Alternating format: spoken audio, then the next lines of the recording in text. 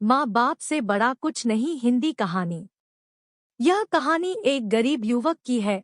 वह गरीब युवक कमाने के लिए गांव से शहर आया। कुछ समय बाद उसको अच्छी नौकरी मिल गई। इसी दौरान उसके कई दोस्त भी बन गए। इनमें से एक दोस्त का घर रास्ते में ही पड़ता था। दोनों ऑफिस साथ साथ जाया करते थे। वक्त बीतता गया, काम चलता रहा।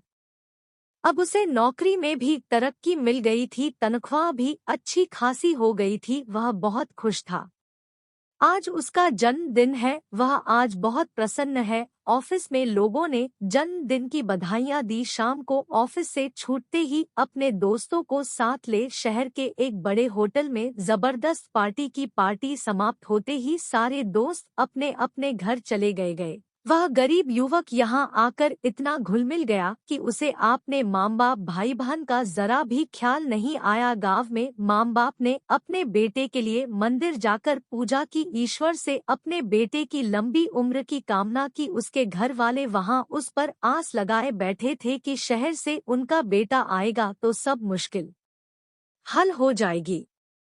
लेकिन वह सब भूल गया था। उसे दोस्तों के साथ घूमना, पार्टी करना, फोन पर बातें करना, यह करने के लिए उसे समय था। लेकिन अपने घरवालों की ओर कभी ध्यान ही नहीं गया। पैसों से घर खरीदा, कार खरीदी, एक बार भी अपने घर वालों को बुलाना उसने जरूरी नहीं समझा। ऐशो आराम की सारी चीजें खरीदी, सब कुछ पा लिया।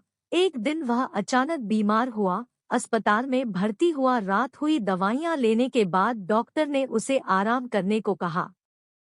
जब वह सोया तो गहरी नींद में चिल्लाने लगा, माम बाबा, माम बाबा, माम बाबा। रात भर यही चलता रहा। डॉक्टर ने दवाइयां दी लेकिन असर नहीं हो रहा था। आखिर में सुबह डॉक्टर ने उसके घर संदेश भिजवाया कि उनका बेटा बीमार है और यहाँ हॉस्पिटल में भर्ती है। माँ बाप को जैसे ही पता चला वे भागे चले आए। माँ ने बेटे को देखते ही अपने सीने से लगाया।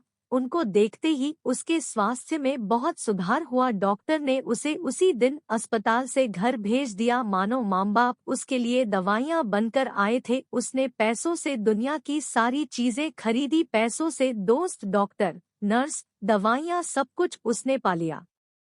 सब कुछ मिला, लेकिन माँ बाप नहीं। पैसा अच्छा जीवन जीने के लिए आवश्यक है, लेकिन माँ बाप या अन्य कोई रिश्ता भी बहुत जरूरी होता है। कमाने के पीछे रिश्तों को गंवाना बेवकूफी है।